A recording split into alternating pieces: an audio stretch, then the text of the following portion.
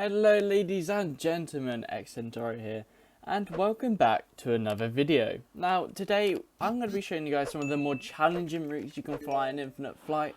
So I've done the hardest routes before, but these 5 routes I've got for you today are probably 5 of the hardest approaches route wise we have. Now there are 5 airports I've dug out, and each of them are uniquely difficult in their own separate ways. Now I think this is quite exciting. So we're going to start off with the Gibraltar, which has recently been added to Infinite Flight. Now most of you already will know this route. Very basic, very easy route if you've flown it a few times. I have done it a few times myself and I am addicted to it already. So we're starting off at Kathmandu Airport, which I believe is in Bhutan. And so you just simply spawn at one of these bays, quite straightforward that. And you'll be flying to Paro Airport. Now, Paro Airport is quite arguably one of the hardest approaches in the world. It's not the hardest approach I've ever done in Infinite Flight. I will get onto that one later. However, the approach into this airport is particularly difficult. So you'll be flying past Lukla there, but you'll be flying into VQPR. Now, this is Paro Airport. Now, just be aware.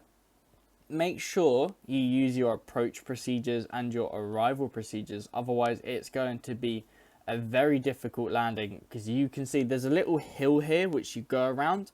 Without your approach like this, you'd be in a little bit of trouble there. So you can obviously fly over and around, or you can take the other approach, which is the one I was trying to show us all, which is the hard approach, which I've shown you all in the ultra realistic video I did a little while back. So that's runway 33, and we'll just do vectors to final if it gives me the right option. I think it's that one. There we go. So you can see here that you go around a mountain and it does your altitudes and everything for you. Now this route is particularly difficult for quite a few reasons. First of all, you need to end up pretty much flying manual through a literal valley. So I'll head over to Paro right now and show you. But basically, upon landing, you're literally flying through a valley. Now, this is difficult in its own separate ways. It is not far from impossible. You've got to turn left and right, but all of these are steep, sharp, fast turns. And as you can see, so this is the way you'll come from. There's a little hill there on the left and a little one on the right. And basically, you come from the back of that, you come around there, and then around this hill onto the runway. And the runway itself isn't that big. Look, it's not very wide either. So to get a smooth, good central landing on this runway, it's very hard. But yet again, the approach from this side isn't much easier, because look, again, there's another hill right there. So you've got to come around and in onto the runway at the very end once again. So that, again, is the first route in the most challenging routes you can do in Infinite Flight. And I think I will stick by these. Now, we're going to use an A321 for the next flight. And it's Finnair. Now, I know a few of you are big Finnair fans. And there's only one airport or 2 airports in Europe which I can imagine are very difficult. And this one involves Finnair. Now, the actual route is operated by the A319. But I don't think we have a Finnair on the A319. So you can use the generic livery if you'd like to preserve a little bit of realism, or even the Infinite Flight livery if we have one on the A319, which I don't think we do. So we got the A321, and we are going to be using the Finnair. Now, I think it's even harder using a larger aircraft for this landing. Anyway, so you'll be departing from Helsinki Airport up here. Now, this is one of my favourite airports to depart from if I'm thinking a long haul, because a couple of years ago I used to do live streams, which I don't know if many of you are aware or even knew this, but like I said, I used to do live streams, and Helsinki wouldn't be a rare airport. It'd be quite common and a quite often place I'd like to fly from within my streams, because it was quite useful being in Northern Europe and you could access lots of different airports. So we're on the A321. It's a big aircraft. I might be too big for our destination airport, but you know what, it is a flight simulator. You're meant to keep it realistic, but sometimes it's good to have a little bit of fun. So we'll be departing from Helsinki, and we're going down here. Now, I can never find this airport, ever. Found it. So we're going to Innsbruck. Now, Innsbruck Airport, I can tell you, if you're flying on solo mode or something, this is going to be a fun one, because what you really want to do for this is pretty much have an approach where there's like no visual at all, because this airport, when you can't see much, it's so hard to land. I've pressed the wrong button. I have again added the wrong approach. But what I'm trying to show you here is that again there is a little hill here which you have to avoid on approach into Innsbruck. And it's very hard, because if you have no visibility anywhere, you can't see. But let alone when you're in a valley, you know, surrounded by mountains, it's hard, okay? It's hard and it's not easy. So you can see here, it is quite a straightforward approach, but like you're not straight on with the center line, and right at the end you go onto the runway. Now you're going to land on runway 26 because the other two went way too small for you. However, most of you will be able to appreciate that the flight into LOWI or Innsbruck Airport is very hard, and I'm talking visibility wise, you're not going to have much. We're talking about a kilometer visibility or something. So I'll just go to the airport. Again, I've done an ultra realistic flight here before on the YouTube channel. Go check both of them out. I'll leave links into the description for you all. But here we go. So I'll just bonk onto the runway quickly and just give you guys a feel for Innsbruck Airport on what you're facing here, because I know quite a few people will happily argue that Paro is harder, but landing here, because visibility like this is quite a common thing, having minimal visibility. But if we just, you know, bring our visibility back up to full, you can see that we are in a valley. Again, the valley's not as bad as the valley into Paro, but there's a city right there that you're descending over. Most of the times you'll descend over round the valley and then cut into another side valley. One of the hanging valleys, I believe, is the geographical term for it. And you'll be in one of them before coming into the main valley here. But like I said, it's very rare to have conditions like this. Quite often you'll be having a few kilometers visibility, even stuff down to a few hundred meters. And you can see, if I go into short final, you don't actually see the runway until you're right above it. And I can't even see it yet. So I've got some lines here giving me up. Oh, we're on the grass runway. Okay, that's very nice of us. So the runway's on our left, but like you can see, oh, whoa, I'm going. No one saw that. That is bad. But as you can see, it's a hard approach, very difficult landing, something I would not recommend. Now, again, sticking with another Airbus aircraft, quite a few of these routes, 4 out of the 5 are using Airbus aircraft, okay? So I don't know if that means Airbus aircraft are best for the job, who knows. But we're getting in the A320 and we're going from one of the busiest airports on infinite flight and in the world. Terminal 5, British Airways Airbus A320. Now let me tell you about this aircraft. It is phenomenal. I love flying the A320 and I just think it's so much cooler that it's British Airways. Nothing to do with me being British, of course. Cough, cough. Now this is a fun route, okay? So I've done this route before with the EasyJets going from London Gatwick. Again, I've done an ultra realistic here, I believe. I guess I'll leave a link to that in the description as well. Let's just attach the passengers for fun. Now, again, starting from London Heathrow, and where do you think we're going? I'll give you guys a one guess, because there's only one other airport I can name in Europe which is hard to land at, and that's Gibraltar. Now, apparently, the approach I did into Gibraltar was wrong. But you know what, I had fun, so I'll probably do it again. Now I recommend the approach into runway 9 if you really want a challenge and you really hate yourself. Now as you can see, it looks weird, you know, you're like, oh, why are you joining at the very end? That's because there's a hill here. There is a literal hill.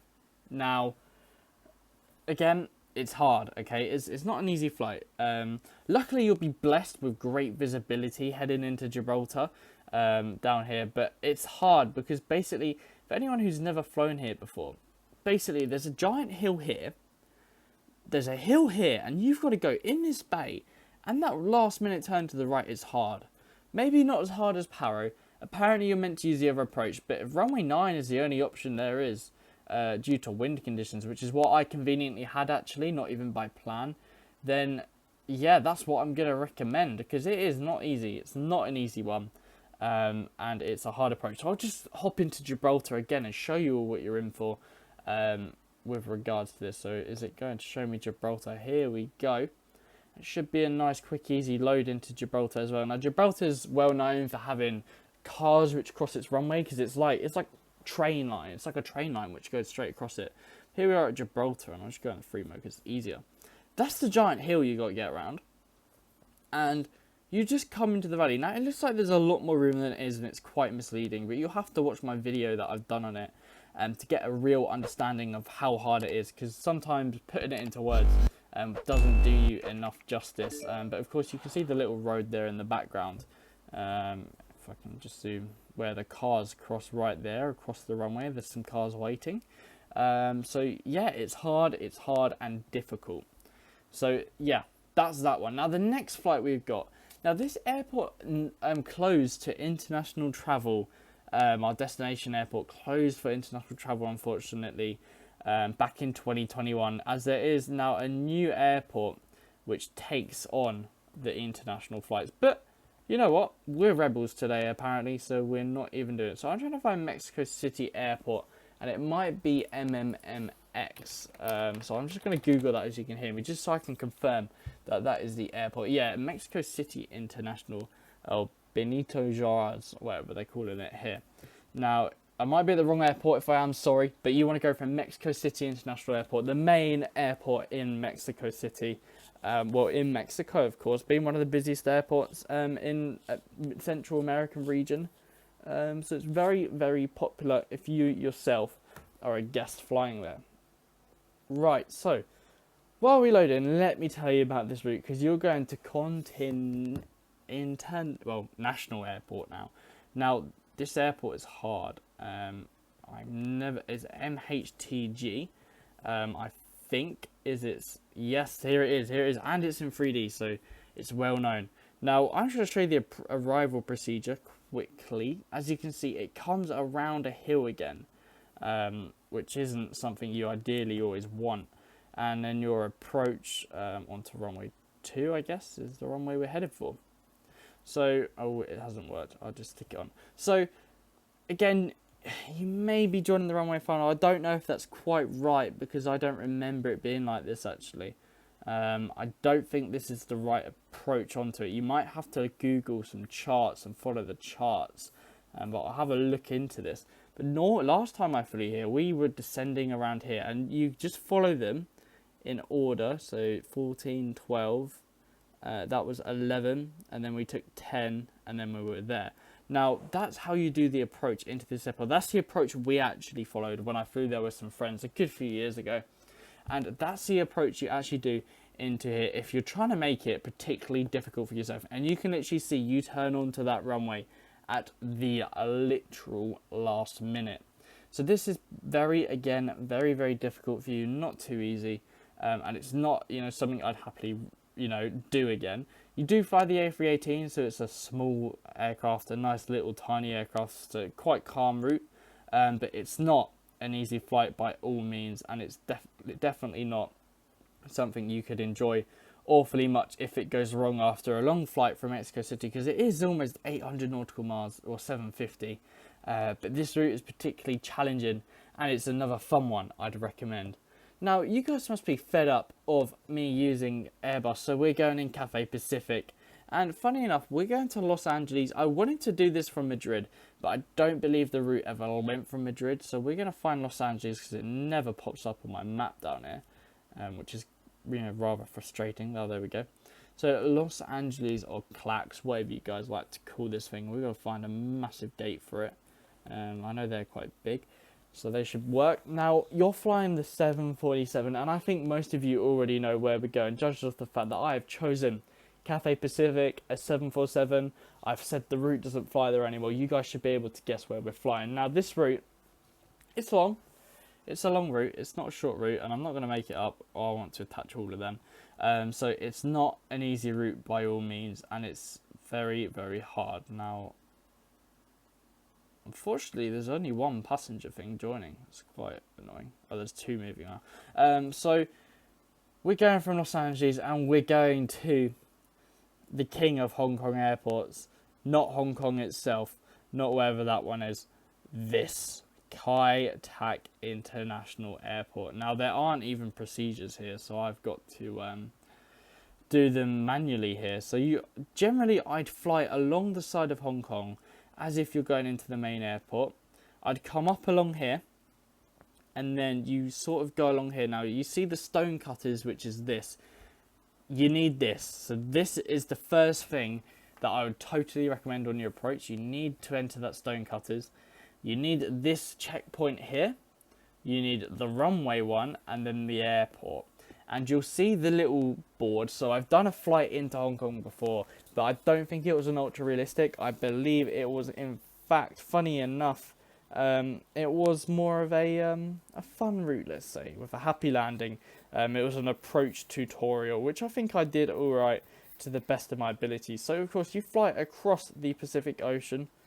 I didn't know you went this far north, but you go over Japan. So you got quite a nice long route, 6,300 nautical miles, and you fly into Kai Tak Airport. Now, back in the day, this was by far one of the hardest approaches into the world. Is it as hard as Paro? Yes. Is it harder than Paro? Definitely.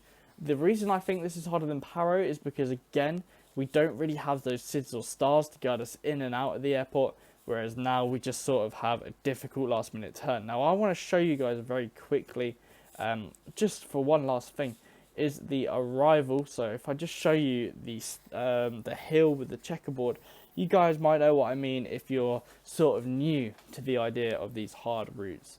So I'll just quickly show that on you, and then we can wrap up the video with the 5 hard routes, and I will put them all down in the video description for you all to have a cheeky little look at if that's what you would like. So fortunately, Infinite Flight sometimes takes a while to load, but again, Kai Tak, very, very hard. Now, that is one big building. So, the checkerboard, bam, bam, bam, and it is just there. There we go, you can see the checkerboard. Now, that is what you fly literally at, and then you use it to make a right turn. I don't fully know how to use it, but I know you use it for your turnings or when you're a certain distance to it, etc. So, if you did find this video helpful and you did like it and you're going to do some of these routes, let me know. Send me photos of you doing this route on Instagram, Twitter, or Discord. You know, just I'd love to see that some of you have done some of these routes or are going to. Other than that, if you did enjoy, please make sure you like and subscribe, and I'll see you in my next video. Good night.